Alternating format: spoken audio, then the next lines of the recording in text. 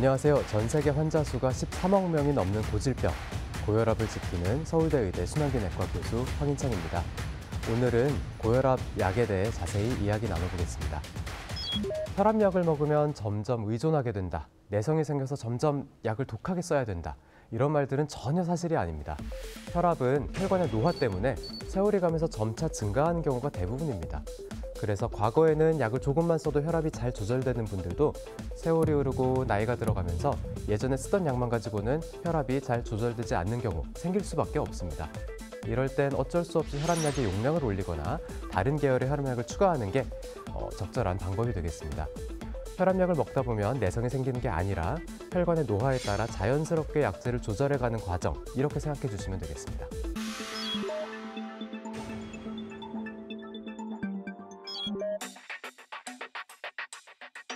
네, 이게 사실 오래전부터 의사들을 참 괴롭게 만들고 있는 잘못된 생각입니다. 생활습관 관리 여부에 따라 혈압약을 줄이거나 아예 끊게 되는 경우도 결코 적지 않습니다. 특히 기존에 나쁜 생활습관을 가지고 있던 분들, 이런 분들은 고혈압을 유발하던 그 생활습관이 교정되면 혈압이 많이 떨어지는 경우 상당히 많습니다. 예를 들어서 고도 비만으로 인해 고혈압이 발생한 분이라면 살을 빼는 것만으로도 혈압 강화 효과가 굉장히 크게 나타나고요. 음식을 짜게 드시던 분들, 저염식을 실천하면 혈압 굉장히 좋아지는 경우 많습니다. 혈압 조절을 위해 실천해야 하는 좋은 생활 습관들로는 정상 체중 유지, 저염식, 운동, 절주, 금연, 건강한 식단 이런 게 있겠습니다. 일반적으로 한 가지 생활 습관을 교정할 때마다 대략 수축기 혈압 5mmHg 정도의 혈압 강화 효과를 기대할 수 있습니다. 다만 혈압이 높아지는 게 오로지 잘못된 생활 습관 때문만은 아니기 때문에 생활 습관을 잘 관리하더라도 혈압이 잘 조절되지 않아서 평생 혈압약을 먹어야 되는 경우가 많은 건 사실이죠. 흔히 저희가 혈압약은 안경과 비슷하다고 설명드리고 있습니다. 약을 복용할 땐 그 효과가 잘 유지되지만 약을 복용하지 않으면 그 효과가 금방 사라져버리기 때문에 혈압을 정상 범위로 유지하시려면 계속 약을 복용해야 되는 거죠. 혈압약을 매일 먹어야 된다고 스트레스를 받으시는 것보다는 고혈압으로 인한 혈관 손상, 이로 인한 합병증을 막기 위해서 매일매일 치료를 받는다고 생각하시면 좋겠습니다.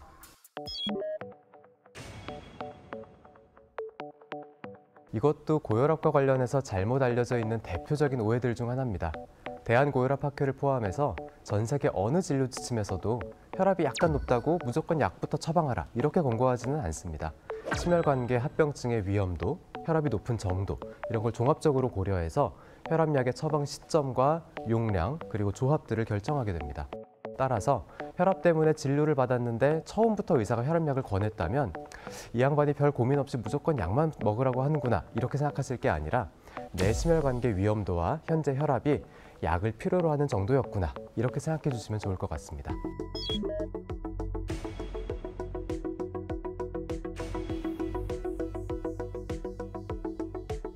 네, 사실 최근에 다양한 영양제들을 드시는 분들이 많고요. 특히 고혈압처럼 만성질환이 있는 분들 중에는 영양제 드시는 분들 더 많죠. 그래서 영양제 드실 때 주의해야 되는 부분 위주로 말씀드리겠습니다. 먼저 칼륨 보충제인데요. 적당한 양의 칼륨 섭취는 혈압 조절에 도움이 됩니다. 특히 염분 섭취량이 많은 고혈압 환자들에서는 칼륨 섭취가 더 도움이 될 수 있다는 점 때문에 칼륨 보충제를 챙겨 드시는 분들 간혹 있습니다. 그런데 특정 고혈압 약을 드시는 분들, 예를 들어서 안지오텐신 전환효소 억제제나 안지오텐신2 수용체 차단제 혹은 스피로놀락톤 이런 약들을 드시는 분들, 그리고 콩팥 기능이 떨어져 있는 분들, 이런 분들은 칼륨 보충제를 드실 경우에 고칼륨 혈증이 발생할 위험이 높아집니다. 고칼륨 혈증은 치명적인 부정맥을 유발할 수 있고요. 이렇게 몸 안의 칼륨 농도가 너무 높으면 심장마비가 발생할 수 있습니다. 그 외에도 다양한 합병증, 부작용을 유발할 수 있기 때문에 진료받으실 때 본인이 고칼륨 혈증의 위험이 높은 상태인지 이런 점을 미리 확인하시는 게 중요하겠습니다. 두 번째로 오메가3 드시는 분들 굉장히 많은데요. 몇몇 연구에서는 오메가3가 약간의 혈압 강화 효과를 보인다 이런 결과를 발표했습니다. 오메가3를 고용량으로 섭취했을 때 혈압을 최대 4mmHg 정도 낮춰줄 수 있다 이런 연구 결과들이 있기 때문에 오메가3를 복용하실 때는 본인 혈압이 어느 정도인지 미리 확인하시고 혈압약을 드시는 분들에서는 혹시라도 약제 조정이 필요할지 담당 의사와 상의하시는 게 좋습니다. 건강기능식품, 영양제에 들어있는 비타민이나 미생영양소의 함량은 사실 아주 높지는 않습니다. 그래서 대부분의 경우에 혈압약을 드시든 다른 약을 드시는 경우에도 이런 영양제를 드시는 게 대부분은 부담을 주는 경우는 거의 없고요.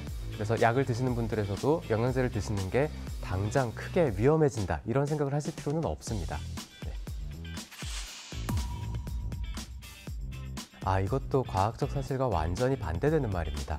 어쩌면 혈압약을 여러 개 드셔야 되는 연세가 많은 분들에서 세월이 흐르면서 치매가 발생하는 경우가 있다 보니 혈압약 때문에 치매가 발생했다 이런 오해, 즉 원인과 결과를 잘못 해석하는 오해를 하셨을지도 모르겠습니다. 혈압을 낮추면 치매 위험이 줄어든다는 연구는 너무나 많습니다. 연구에 따라 그 정도는 조금씩 다르지만 혈압 치료는 치매 위험을 13% 정도 낮춰준다고 보고 있습니다. 그래서 혈압약이 치매를 유발할까 이런 걱정은 절대 하실 필요 없습니다.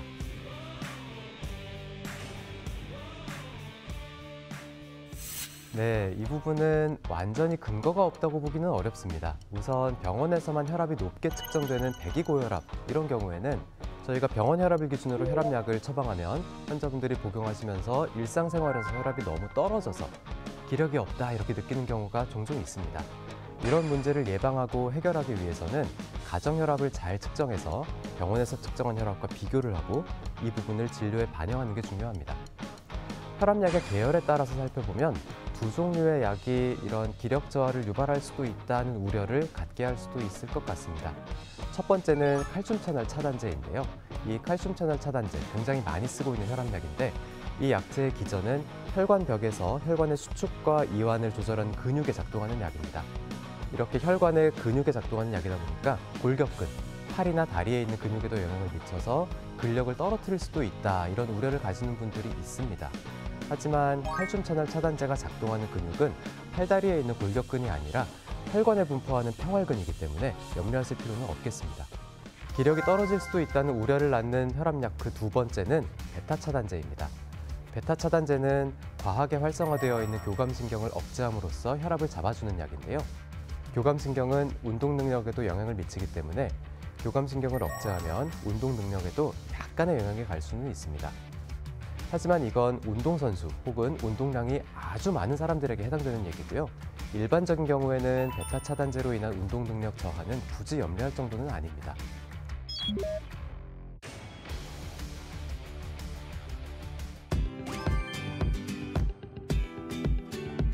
고혈압은 대표적인 만성질환입니다. 건강한 생활 습관을 유지하고 필요한 경우에는 혈압약을 꾸준히 잘 드셔야 고혈압으로 인한 혈관 손상, 그리고 이로 인한 합병증의 위험을 낮춰줄 수 있습니다. 혈압약에 막연하게 거부감을 가지고 계신 분들 여전히 많습니다. 매일 규칙적으로 복용하는 혈압약이 내 몸의 이상혈압과 혈관의 손상을 매일매일 치료해준다고 생각해 주시면 좋겠습니다.